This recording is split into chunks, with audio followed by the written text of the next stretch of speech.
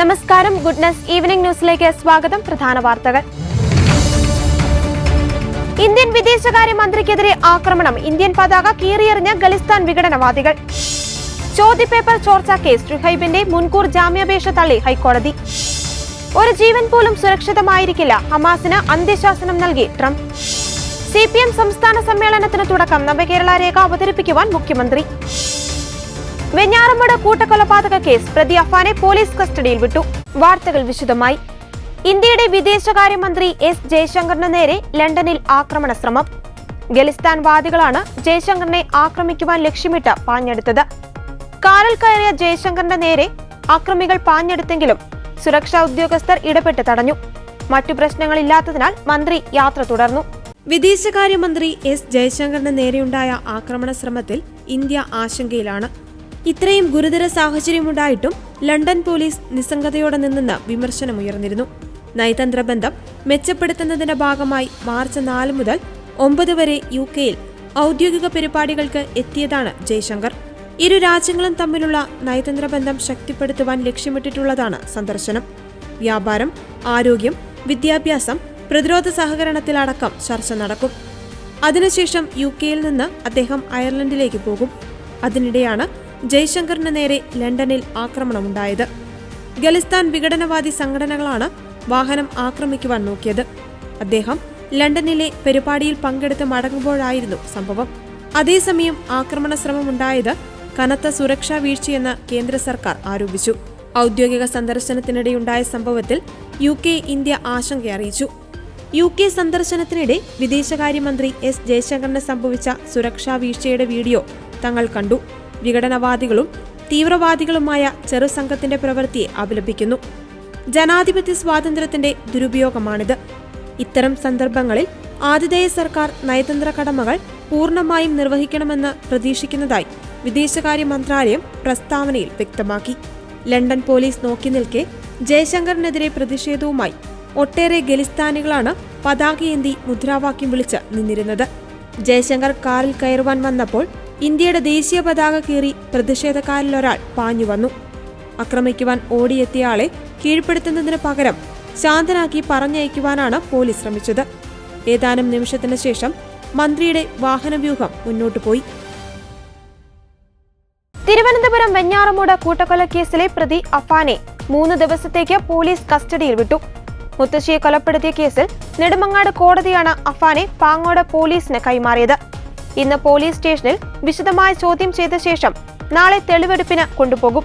അതേസമയം പാങ്ങോട്ടെ കേസിന് പുറമെ വെഞ്ഞാറമൂട് പോലീസ് രജിസ്റ്റർ ചെയ്ത കൊലക്കേസുകളിലും അഫാന്റെ അറസ്റ്റ് രേഖപ്പെടുത്തി. വെഞ്ഞാറമൂട് കൂട്ടക്കൊലക്കേസിലെ പ്രതി അഫാന്റെ മാനസിക നില പരിശോധിക്കാനായി പോലീസ് മാനസികാരോഗ്യ വിദഗ്ധരുടെ പാനൽ തയ്യാറാക്കിയിട്ടുണ്ട്. കസ്റ്റഡി കാലാവധി പൂർത്തിയാക്കിയ ശേഷം കോടതിയുടെ അനുമതിയോടെ ആശുപത്രിയിൽ പ്രവേശിപ്പിച്ച ശേഷമായിരിക്കും മാനസികാരോഗ്യ പരിശോധന നടത്തുക. 23 വയസ്സ് മാത്രം പ്രായമുള്ള അഫാന്റേത് അസാധാരണമായ പെരുമാറ്റമെന്നാണ് പോലീസിന്റെയും ഡോക്ടർമാരുടെയും വിലയിരുത്തൽ. കൂട്ടക്കൊലപാതകങ്ങൾക്കിടയിൽ പുറത്തിറങ്ങുമ്പോഴെല്ലാം സാധാരണ മനുഷ്യരെ പോലെയായിരുന്നു അഫാന്റെ പെരുമാറ്റം. ഈ സാഹചര്യത്തിലാണ് അഫാന്റെ മാനസിക നില പരിശോധിക്കാൻ മാനസികാരോഗ്യ വിദഗ്ധരുടെ സഹായം തേടാൻ പോലീസ് തീരുമാനിച്ചത്. കുടുംബത്തിന്റെ സാമ്പത്തിക ബാധ്യതയുമായി ബന്ധപ്പെട്ട് അഫാനും പിതാവ് അബ്ദുൾ റഹീം നൽകിയിരുന്ന മൊഴികളിലെ വൈരുദ്ധ്യമാണ് ഇപ്പോൾ അന്വേഷണ ഉദ്യോഗസ്ഥരെ കുഴയ്ക്കുന്നത്. അഫാൻ പറഞ്ഞതനുസരിച്ച് കുടുംബത്തിന് നാട്ടിൽ 65 ലക്ഷം രൂപയുടെ ബാധ്യതയുണ്ട്. എന്നാൽ കുടുംബത്തിന് നാട്ടിൽ സാമ്പത്തിക ബാധ്യതയുണ്ടോ എന്ന വിവരം അറിയില്ലെന്നും തനിക്ക് വിദേശത്ത് 15 ലക്ഷം രൂപയുടെ ബാധ്യത മാത്രമേ ഉള്ളൂ എന്നുമാണ് പിതാവ് മൊഴി നൽകിയത്. മൊഴികളിലെ ഈ പൊരുത്തക്കേട് അവസാനിപ്പിക്കുക എന്നതാണ് പോലീസിന് മുന്നിലുള്ള ആദ്യത്തെ വെല്ലുവിളി. ഇതിന് പരിഹാരം കണ്ടെത്താനായി അഫാനെയും റഹീമിനെയും ഒന്നിച്ചിരുത്തി ചോദ്യം ചെയ്യാനും സാധ്യതയുണ്ട്. പൂജപ്പുര സെൻട്രൽ ജയിലിലെ പ്രത്യേക നിരീക്ഷണ ബ്ലോക്കിലാണ് അഫാൻ ഉണ്ടായിരുന്നത്. അഫാനെ നിരീക്ഷിക്കാൻ 24 മണിക്കൂറും ജയിൽ ഉദ്യോഗസ്ഥരും ഉണ്ടായിരുന്നു. താനും ജീവനൊടുക്കുമെന്ന് ജയിലെത്തിയ ശേഷം അഫാൻ ജയിൽ ഉദ്യോഗസ്ഥരോട് പറഞ്ഞിരുന്നു. ഇതേ തുടർന്നാണ് പ്രത്യേക നിരീക്ഷണം. കടബാധ്യതയെ തുടർന്നാണ് കൂട്ടക്കൊല നടത്തിയതെന്നാണ് ജയിൽ ഉദ്യോഗസ്ഥരോടും അഫാൻ പറഞ്ഞത്. കഴിഞ്ഞ ദിവസമാണ് മെഡിക്കൽ കോളേജിൽ നിന്നും അഫാനെ ജയിലിലേക്ക് മാറ്റിയത്. താമരശ്ശേരിയിലെ 10ാം ക്ലാസ് വിദ്യാർത്ഥി ഷഹബാസിന്റെ കൊലപാതകത്തിൽ നേരിട്ട് പങ്കെടുത്തത് 6 വിദ്യാർത്ഥികളെന്ന് അന്വേഷണ സംഘം. CCTV ദൃശ്യങ്ങൾ പരിശോധിച്ചിട്ടും മുതിർന്നവരുടെ സാന്നിധ്യം അന്വേഷണ സംഘത്തിന് സ്ഥിരീകരിക്കാനായില്ലെന്ന് പോലീസ് പറഞ്ഞു. അക്രമം ആസൂത്രണം ചെയ്യുവാൻ വിദ്യാർത്ഥികളുണ്ടാക്കിയ ഇൻസ്റ്റഗ്രാം ഗ്രൂപ്പിലെ അംഗങ്ങളായ മറ്റുള്ളവരുടെ പങ്കും പോലീസ് വിശദമായി പരിശോധിക്കുന്നുണ്ട്. അക്രമത്തിന് ഇൻസ്റ്റഗ്രാം ഗ്രൂപ്പിലെ മറ്റാരെങ്കിലും പ്രേരണ നൽകിയോ എന്നും പോലീസ് അന്വേഷിക്കുന്നു. 61 കുട്ടികളാണ് ഇൻസ്റ്റഗ്രാം ഗ്രൂപ്പിൽ ഉള്ളതെന്നും പോലീസ് പറഞ്ഞു. അതേസമയം ഷഹബാസിന്റെ കൊലപാതകവുമായി ബന്ധപ്പെട്ട് മെറ്റ കമ്പനിയിൽ നിന്ന് അന്വേഷണ സംഘം വിവരങ്ങൾ തേടി. സംഘർഷം ആസൂത്രണം ചെയ്ത ഇൻസ്റ്റഗ്രാം ഗ്രൂപ്പിനെക്കുറിച്ചുള്ള വിവരങ്ങൾ അറിയാനാണ് നീക്കം. താമരശ്ശേരിയിലെ ഷഹബാസിന്റെ വീട്ടിലെത്തിയ അന്വേഷണ സംഘം മൊബൈൽ ഫോണുകൾ ഉൾപ്പെടെ പരിശോധിച്ചു. ട്യൂഷൻ സെന്ററിൽ വെച്ചുണ്ടായ തർക്കത്തിന് പകരം ചോദിക്കുവാനുള്ള ആസൂത്രണം 10ാം ക്ലാസ് വിദ്യാർത്ഥികൾ നടത്തിയത് സമൂഹ മാധ്യമ ഗ്രൂപ്പുകൾ വഴിയാണെന്ന കാര്യം നേരത്തെ പുറത്തു വന്നിരുന്നു. എന്നാൽ ഈ ഗ്രൂപ്പ് സൃഷ്ടിച്ചവർ, നേതൃത്വം നൽകിയവർ, നടന്ന ചർച്ചകൾ ആസൂത്രണം ചെയ്ത രീതി തുടങ്ങിയ കാര്യങ്ങൾ കണ്ടെത്തുക കേസ് അന്വേഷണത്തിൽ പ്രധാനമാണ്. ഇതിന്റെ ഭാഗമായാണ് മെറ്റ കമ്പനിയിൽ നിന്ന് വിവരങ്ങൾ തേടാൻ അന്വേഷണ സംഘം തീരുമാനിച്ചത്. ഓഡിയോ സന്ദേശങ്ങളുടെ ഉറവിടവും അക്കൗണ്ടുകൾ വ്യാജമാണോ എന്നും അറിയിക്കണമെന്നാവശ്യപ്പെട്ട് മെറ്റയ്ക്ക് പോലീസ് മെയിൽ അയച്ചു. സൈബർ പോലീസ് ഉൾപ്പെടുന്ന അന്വേഷണ സംഘം താമരശ്ശേരിയിലെ ഷഹബാസിന്റെ വീട്ടിലെത്തി പരിശോധനയും നടത്തി. ഷഹബാസിന്റെ ഫോൺ ഉൾപ്പെടെ സംഘം പരിശോധിച്ചു. അതിനിടെ കേസിലെ പ്രധാന പ്രതിയായ വിദ്യാർത്ഥി നഞ്ചക് ഉപയോഗിക്കുവാൻ പഠിച്ചത് യൂട്യൂബിൽ നിന്നാണെന്ന് കസ്റ്റഡിയിലെടുത്ത ഫോണിന്റെ സെർച്ച് ഹിസ്റ്ററിയിൽ നിന്ന് പോലീസ് കണ്ടെത്തിയിരുന്നു. മെറ്റയുടെ റിപ്പോർട്ട് കൂടെ ലഭ്യമാകുന്നതോടെ വിഷയത്തിൽ കൂടുതൽ വ്യക്തത വരും. ചോദ്യപേപ്പർ ചോർച്ച കേസിൽ ഓൺലൈൻ ട്യൂഷൻ സ്ഥാപനമായ MS സൊല്യൂഷൻ CEO മുഹമ്മദ് ഷുഹൈബിന്റെ മുൻകൂർ ജാമ്യാപേക്ഷ ഹൈക്കോടതി തള്ളി. കേസിൽ 1ാം പ്രതിയാണ് ഷുഹൈബ്. ചോദ്യക്കടലാസ് ചോർത്തി നൽകിയ മലപ്പുറത്തെ സ്വകാര്യ സ്ഥാപനത്തിലെ പ്യൂൺ അബ്ദുൾ നാസർ ഇന്നലെ അറസ്റ്റിലായിരുന്നു. അധ്യാപകരായ ഫഹദ്, ജിഷ്ണു എന്നിവരെയും ക്രൈംബ്രാഞ്ച് നേരത്തെ അറസ്റ്റ് ചെയ്തിരുന്നു. 10ാം ക്ലാസിന്റെയും +1ന്റെയും ക്രിസ്തുമസ് പരീക്ഷാ ചോദ്യക്കടലാസുകളാണ് MS സൊല്യൂഷൻസ് യൂട്യൂബ് ചാനലിലൂടെ ചോർന്നത്. ഇതിനെ തുടർന്ന് ഷുഹൈബിനെ 1ാം പ്രതിയാക്കി ക്രൈംബ്രാഞ്ച് കേസെടുത്തു. തൊട്ടു പിന്നാലെ ഒളിവിൽ പോയ ഷുഹൈബ് മുൻകൂർ ജാമ്യത്തിനായി സെഷൻസ് കോടതിയെ സമീപിച്ചു. ഇത് തള്ളിയതോടെയാണ് ഹൈക്കോടതിയെ സമീപിച്ചത്. നേരത്തെ മുൻകൂർ ജാമ്യ ഹർജി പരിഗണിച്ചപ്പോൾ ഫെബ്രുവരി 25 വരെ ഷുഹൈബിനെ അറസ്റ്റ് ചെയ്യുവാൻ പാടില്ലെന്ന് ജസ്റ്റിസ് PV കുഞ്ഞികൃഷ്ണൻ ഉത്തരവിട്ടിരുന്നു. കേസുമായി സഹകരിക്കണമെന്ന് നിർദ്ദേശിച്ചതിന്റെ അടിസ്ഥാനത്തിൽ ക്രൈംബ്രാഞ്ചിന് മുൻപാകെ ഷുഹൈബ് ചോദ്യം ചെയ്യലിന് ഹാജരായിരുന്നു. ചോദ്യക്കടലാസ് ചോർച്ച നടന്നിട്ടില്ലെന്നും ചോദ്യങ്ങൾ പ്രവചിക്കുക മാത്രമാണ് ചെയ്തതെന്നുമായിരുന്നു ഷുഹൈബിന്റെ മൊഴി. നേരത്തെ അറസ്റ്റിലായ അധ്യാപകരാണ് ചോദ്യക്കടലാസ് തയ്യാറാക്കിയതെന്നും തനിക്കതിൽ പങ്കില്ലെന്നും ഷുഹൈബ് അന്വേഷണ ഉദ്യോഗസ്ഥരോട് പറഞ്ഞിരുന്നു. എന്നാൽ ഷുഹൈബ് നൽകിയ ചോദ്യക്കടലാസ് യൂട്യൂബ് ചാനലിലൂടെ അവതരിപ്പിക്കുക മാത്രമാണ് ചെയ്തതെന്നായിരുന്നു അധ്യാപകരുടെ മൊഴി. ചോദ്യക്കടലാസ് ചോർത്തിയിട്ടില്ലെന്ന വാദത്തിൽ ഷുഹൈബ് ഉറച്ചു നിൽക്കുന്നതിനിടയിലാണ് ഇന്നലെ അബ്ദുൾ നാസറിന്റെ നിർണായക അറസ്റ്റുണ്ടായത്. കേസിൽ ക്രൈംബ്രാഞ്ച് കോടതിയിൽ റിപ്പോർട്ട് നൽകിയിരുന്നു. തനിക്കെതിരെ വ്യക്തമായ ഗൂഢാലോചന നടന്നിട്ടുണ്ടെന്നും മറ്റ് ചില സ്ഥാപനങ്ങളാണ് ഇതിന് പിന്നിലെന്നുമായിരുന്നു ഷുഹൈബിന്റെ പ്രധാന വാദം. ഈ മേഖലയിൽ 8 വർഷത്തെ പ്രവൃത്തി പരിചയമുണ്ടെന്നും അതുപയോഗിച്ചാണ് ചോദ്യങ്ങളും വീഡിയോയും തയ്യാറാക്കിയതെന്നും ഷുഹൈബ് പറഞ്ഞു.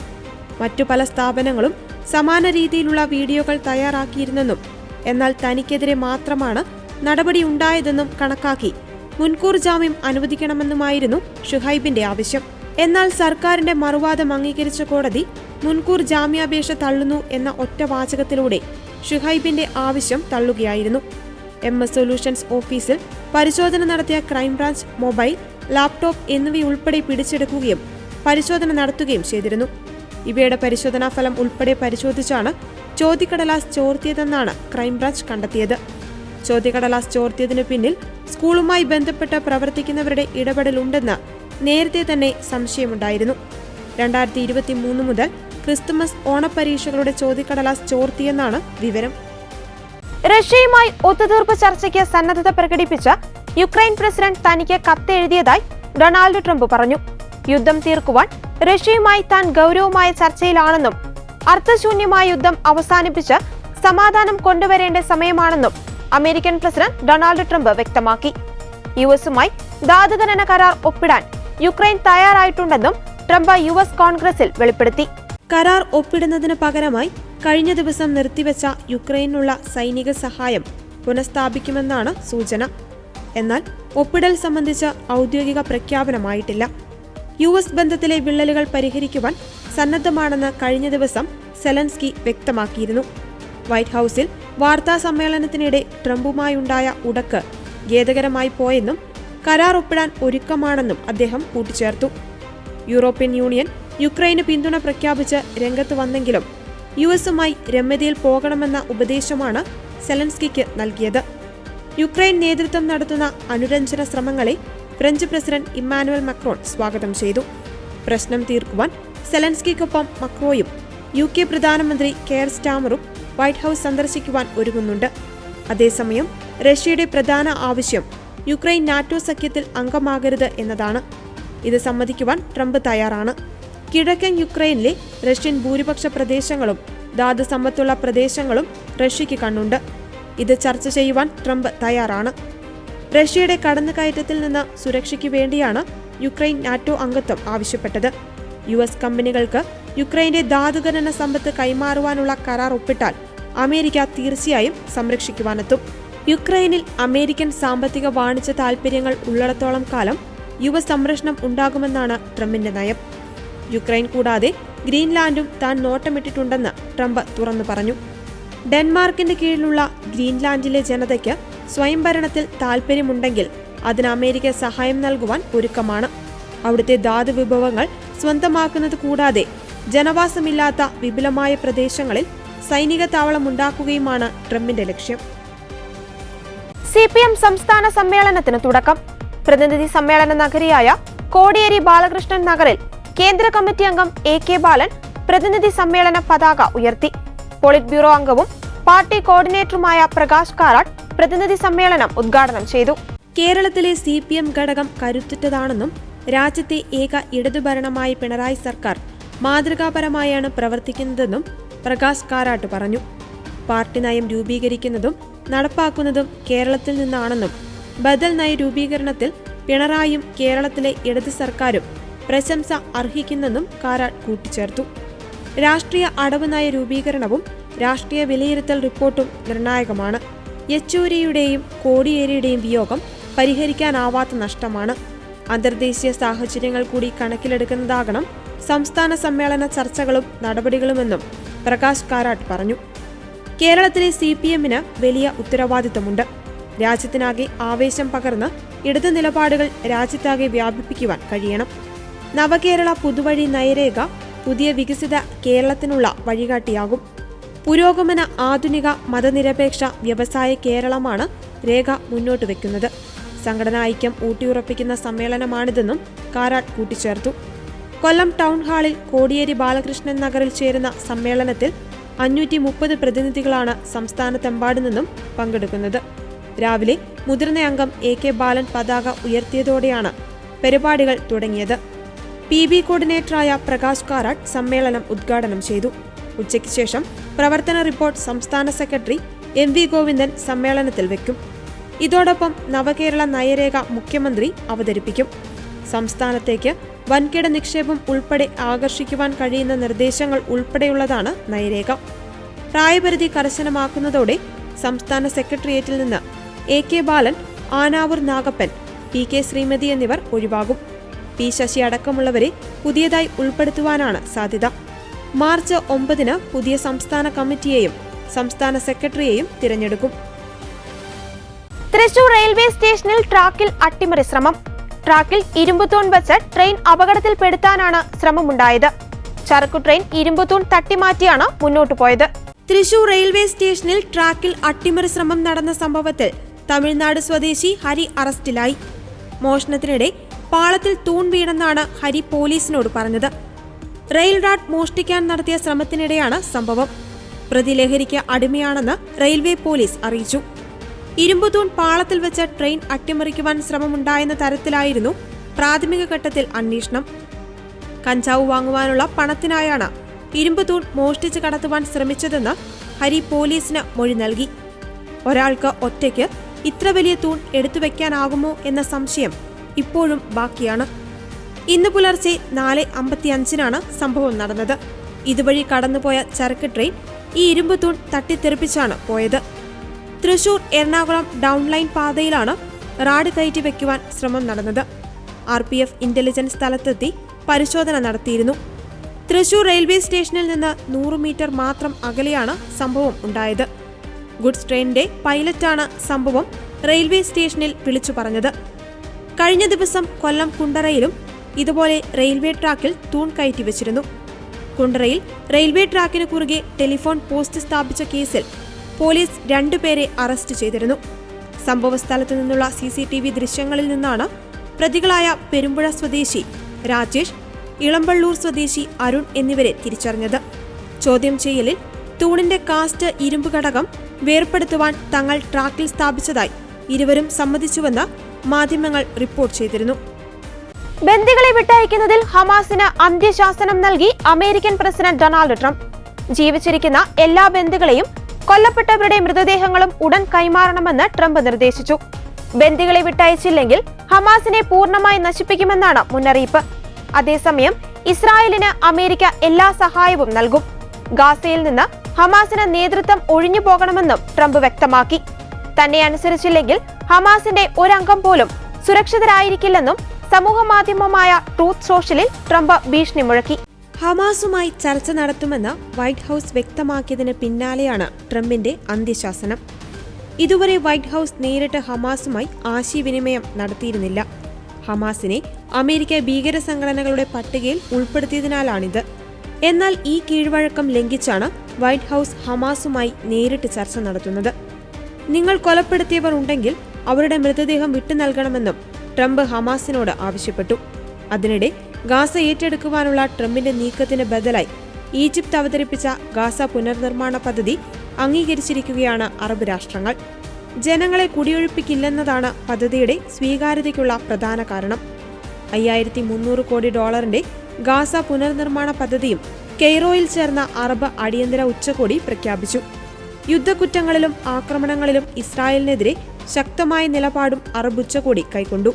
സ്വതന്ത്ര പാലസ്തീൻ മാത്രമാണ് ഗാസയിലെ പ്രശ്നങ്ങൾക്കുള്ള പരിഹാരമെന്ന് അറബ് രാഷ്ട്രങ്ങൾ ഒന്നായി ആവർത്തിച്ചു. അന്താരാഷ്ട്ര സമൂഹത്തിന്റെ സഹായത്തോടെ ഫണ്ടെത്തിക്കും. അനാഥരായ 40,000 കുട്ടികൾക്കായി പ്രത്യേക ഫണ്ട് ഉറപ്പാക്കും. ഇസ്രായേൽ സേന മേഖലയിൽ നിന്ന് പൂർണ്ണമായി പിൻവാങ്ങണം. ഉചിതമായ സമയത്ത് പ്രസിഡന്റ് തെരഞ്ഞെടുപ്പ് നടത്തും. പുതിയ നേതൃത്വം വരുന്നതുവരെ ഗാസയിലെ ഭരണം കൈകാര്യം ചെയ്യുവാൻ അഡ്മിനിസ്ട്രേഷൻ കമ്മിറ്റി രൂപീകരിക്കും. ഇതിന് യോഗ്യരായവരെ തിരഞ്ഞെടുക്കുമെന്നും പുനർനിർമ്മാണ പദ്ധതിയിൽ പറയുന്നു. എന്നാൽ ഹമാസിനെ കുറിച്ച് പ്രസ്താവനയിൽ പരാമർശിക്കുന്നില്ല. പാലസ്തീന്റെ അവകാശങ്ങൾ നേടിയെടുക്കുവാനുള്ള പ്രവർത്തനങ്ങൾക്കായി പാലസ്തീൻ ലിബറേഷൻ ഓർഗനൈസേഷനെയാണ് അംഗീകരിച്ചിരിക്കുന്നത് എന്നതാണ് ശ്രദ്ധേയം. വെസ്റ്റ് ബാങ്ക് ഉൾപ്പെടെ പാലസ്തീന്റെ ഏതെങ്കിലും ഭാഗം പിടിച്ചെടുക്കുവാനുള്ള ശ്രമം മേഖലയിൽ പുതിയ സംഘർഷത്തിന് വഴിവെക്കുമെന്ന മുന്നറിയിപ്പും നൽകിയിട്ടുണ്ട്. SDPIയുമായി ബന്ധപ്പെട്ട് കേരളത്തിലെ സംസ്ഥാന കമ്മിറ്റി ഓഫീസിലടക്കം രാജ്യത്തെ 12 കേന്ദ്രങ്ങളിൽ ED റെയ്ഡ്. പാർട്ടിയുടെ ദേശീയ ആസ്ഥാനത്തും റെയ്ഡ് നടക്കുന്നുണ്ട്. SDPI ദേശീയ അധ്യക്ഷൻ MK ഫൈസിയുടെ അറസ്റ്റിന് പിന്നാലെയാണ് പരിശോധന. തിരുവനന്തപുരം പാളയത്തുള്ള സംസ്ഥാന കമ്മിറ്റി ഓഫീസിലാണ് പരിശോധന നടത്തുന്നത്. ദില്ലിയിലെ ദേശീയ ആസ്ഥാനത്തും പരിശോധന നടക്കുന്നുണ്ട്. ലോക്കൽ പോലീസിനെ പോലും അറിയിക്കാതെ ടാക്സി കാറുകളിലാണ് ED ഉദ്യോഗസ്ഥർ റെയ്ഡിനെത്തിയത്. SDPIയുടെ നയരൂപീകരണം, തെരഞ്ഞെടുപ്പിലെ സ്ഥാനാർത്ഥി നിർണയം, പ്രവർത്തന ഫണ്ട് എന്നിവയടക്കം എല്ലാ കാര്യങ്ങളും നിയന്ത്രിക്കുന്നത് PFI ആണെന്ന് കോടതിയിൽ നൽകിയ റിപ്പോർട്ടിൽ ED വ്യക്തമാക്കിയിരുന്നു. SDPIയുടെ സാമ്പത്തിക ഇടപാടുകൾ നിയന്ത്രിച്ചത് PFI ആണ്. ഗൾഫിൽ നിന്നടക്കം നിയമവിരുദ്ധമായി പണമെത്തി. രാജ്യത്ത് ആക്രമണവും ഭീകരപ്രവർത്തനവും നടത്തുവാൻ ഗൾഫ് രാജ്യങ്ങളിൽ നിന്ന് പണം സ്വീകരിച്ചു. റമദാൻ കളക്ഷൻ എന്ന പേരിലും SDPI പണം സ്വരൂപിച്ചു. MK ഫൈസിയുടെ അറിവോടെയാണ് ഇടപാടുകൾ നടന്നതെന്നാണ് EDയുടെ ആരോപണം. തെരഞ്ഞെടുപ്പിൽ ഗൾഫിൽ നിന്ന് പണം പിരിക്കുവാൻ SDPIക്ക് PFI അനുവാദം നൽകി. സ്ഥാനാർത്ഥികളെ തീരുമാനിക്കുന്നതിനുള്ള മാനദണ്ഡം തീരുമാനിച്ചത് പോപ്പുലർ ഫ്രണ്ടാണ്. 2019 ലോക്സഭാ തെരഞ്ഞെടുപ്പ് വരെ 3.75 കോടി രൂപ പോപ്പുലർ ഫ്രണ്ട് SDPIക്ക് നൽകിയതിന് തെളിവുണ്ടെന്നും ED റിപ്പോർട്ട് പറയുന്നു. PFIയുടെ കേരള ആസ്ഥാനമായ കോഴിക്കോട് യൂണിറ്റി സെന്ററിൽ നിന്ന് കണ്ടെത്തിയ ചില രേഖകളാണ് ഇതിന് തെളിവായി ചൂണ്ടിക്കാട്ടുന്നത്. ബാങ്കിലൂടെയല്ലാതെ നേരിട്ടാണ് പണം നൽകിയതെന്നും ED പറയുന്നു. ഫൈസി നിയമവിരുദ്ധമായി സാമ്പത്തിക ഇടപാടുകൾ നടത്തിയെന്നും കള്ളപ്പണം വെളുപ്പിക്കലിൽ പങ്കുണ്ടെന്നും ED ആരോപിക്കുന്നു. PFIയുമായി ബന്ധപ്പെട്ട കേസിൽ ഇതുവരെ 61.72 കോടിയുടെ സ്വത്ത് കണ്ടെത്തിയെന്ന് ED അറിയിച്ചു. രാജ്യവിരുദ്ധ പ്രവർത്തനങ്ങൾ നടത്തി ഇന്ത്യയിൽ ഇസ്ലാമിക ഭരണം നടപ്പിലാക്കുവാൻ ശ്രമിച്ചുവെന്ന് കാട്ടിയാണ് നേരത്തെ കേന്ദ്രം പോപ്പുലർ ഫ്രണ്ടിനെ നിരോധിച്ചത്. എന്നാൽ ED ആരോപണം വഖഫ് ബില്ലിനെതിരെ പാർട്ടി നടത്തുന്ന പ്രതിഷേധങ്ങളുടെ പകപോക്കലാണെന്ന് SDPI നേതൃത്വം പ്രതികരിച്ചു. കേരളത്തിലടക്കം നിയമസഭാ തെരഞ്ഞെടുപ്പ് നടക്കാനിരിക്കെയാണ് പല മണ്ഡലങ്ങളിലും വോട്ടുള്ള SDPIക്കെതിരെ കേന്ദ്രം നീക്കം ശക്തമാക്കുന്നത്. PFIയുടെ വഴിയെ SDPI എന്ന രാഷ്ട്രീയ പാർട്ടിയുടെ നിരോധനത്തിലേക്ക് കടക്കുവാനുള്ള സാധ്യത കൂടിയാണ് തെളിയുന്നത്. ആശമാർക്കുള്ള ഇൻസെന്റീവ് അടക്കമുള്ള NHM ഫണ്ട് പാഴാക്കിയതിൽ കേരളത്തിനുണ്ടായത് ഗുരുതര വീഴ്ച. കേന്ദ്രത്തിന്റെ ബ്രാൻഡിംഗ് നിബന്ധനയ്ക്ക് വഴങ്ങിയില്ലെന്ന നിലപാട് മയപ്പെടുത്തി തമിഴ്നാട് മുഴുവൻ തുകയും നേടിയെടുത്തപ്പോഴും കേരളം പിടിവാശി വിടാൻ വൈകിയതാണ് കുരുക്കായത്. ഇതിനിടെ ആശമാർക്ക് ഏറ്റവും അധികം ഓണറേറിയം സിക്കിമിലാണെന്ന വിജ്ഞാപനവും പുറത്തുവന്നു. NHM പദ്ധതികൾക്കായി 2023-24 സാമ്പത്തിക വർഷത്തിൽ കേരളത്തിന് 826.02 കോടിയാണ് അനുവദിച്ചത്. ആദ്യ ഗഡു 189 കോടി കിട്ടിയപ്പോഴേക്കും ബ്രാൻഡിംഗ് നിബന്ധനകളെ ചൊല്ലി കേരളവും കേന്ദ്രവും തമ്മിൽ തർക്കമായി. പ്രാഥമിക തല ആശുപത്രികളുടെ പേര് ആയുഷ്മാൻ ആരോഗ്യ മന്ദിർ എന്നാക്കണമെന്നതടക്കമായിരുന്നു കേന്ദ്ര നിർദ്ദേശം. നാഷണൽ ഹെൽത്ത് മിഷൻ ഫണ്ട് ഉപയോഗിക്കുന്ന പദ്ധതികൾക്ക് ഏകീകൃത സ്വഭാവം വേണമെന്നുള്ളതായിരുന്നു കേന്ദ്രത്തിന്റെ നിലപാട്. പേരുമാറ്റാനോ പേരിനൊപ്പമുള്ള പുതിയ ലോഗോ ഉപയോഗിക്കാനോ തയ്യാറല്ലെന്നായിരുന്നു കേരളത്തിന്റെ നിലപാട്. രാഷ്ട്രീയ നിലപാടായി തന്നെ അത് ഉയർത്തിക്കാട്ടുകയും ചെയ്തു. ആദ്യഘട്ടത്തിൽ എതിർത്ത തമിഴ്നാട് ഉൾപ്പെടെയുള്ള സംസ്ഥാനങ്ങൾ പിന്നീട് വഴങ്ങി മുഴുവൻ തുകയും നേടിയെടുത്തു. കേരളം ഒടുവിൽ ബ്രാൻഡിംഗ് ചട്ടങ്ങൾ പാലിച്ചപ്പോഴേക്കും 636 കോടി രൂപ ലാപ്സായി. കേന്ദ്രം തുക നൽകിയില്ലെങ്കിലും സ്വന്തം ഫണ്ട് ഉപയോഗിച്ച് പദ്ധതികൾ നടപ്പാക്കിയെന്നുള്ളതാണ് കേരളത്തിന്റെ അവകാശവാദം. പക്ഷേ പണം ലാപ്സാക്കിയതിന്റെ അധിക ബാധ്യതയാണ് ഈ സാമ്പത്തിക വർഷവും കേരളം നേരിടുന്നത്. പാഴായ തുക ഇനി അനുവദിക്കാൻ സാധ്യതയില്ല. പക്ഷേ പാഴായ 636 കോടിയുടെ കണക്ക് പറഞ്ഞ് ആവർത്തിക്കുകയാണ് കേരളം. 2024-25 സാമ്പത്തിക വർഷത്തിൽ NHM പദ്ധതികൾക്ക് അനുവദിച്ച 936 കോടിയും കേരളത്തിന് കിട്ടിയിട്ടുണ്ട്. ഈ തുക ഉപയോഗിച്ചാണ് കഴിഞ്ഞ സാമ്പത്തിക വർഷത്തിലെ ബാധ്യതകൾ ആരോഗ്യവകുപ്പ് മറികടക്കുന്നത്. ഇതോടെ പല പദ്ധതികൾക്കും ഈ വർഷം പണമെടുക്കാനില്ലാത്ത അവസ്ഥയുണ്ടായി. ആശാ വർക്കർമാർക്ക് ഓണറേറിയം നൽകാനായി പ്രതിവർഷം 219 കോടി രൂപയ്ക്കടുത്ത് വേണം. ഇൻസെന്റീവ് ഇനത്തിൽ 120 കോടിയും വേണം. ഇതിനിടെയാണ് കേരളത്തിലാണ് ഏറ്റവും അധികം ഓണറേറിയം എന്ന ആരോഗ്യമന്ത്രിയുടെ വാദവും പൊളിയുന്നത്. ഓണറേറിയം 10,000 രൂപയാക്കിയുള്ള സിക്കിം സർക്കാരിന്റെ 2022 വിജ്ഞാപനമാണ് പുറത്തുവന്നത്. ആശാപ്രവർത്തകരുടെ രാപ്പകൽ സമരത്തിന് പിന്തുണ പ്രഖ്യാപിച്ച് അരുന്ധതി റോയ് രംഗത്തുവന്നു. സമരക്കാരുടെ ആവശ്യങ്ങൾക്ക് സംസ്ഥാന സർക്കാരും കേരളത്തിലെ ജനങ്ങളും പിന്തുണ നൽകുമെന്നാണ് പ്രതീക്ഷയെന്ന് അരുന്ധതി റോയ് സമരക്കാർക്ക് നൽകിയ സന്ദേശത്തിൽ വ്യക്തമാക്കി.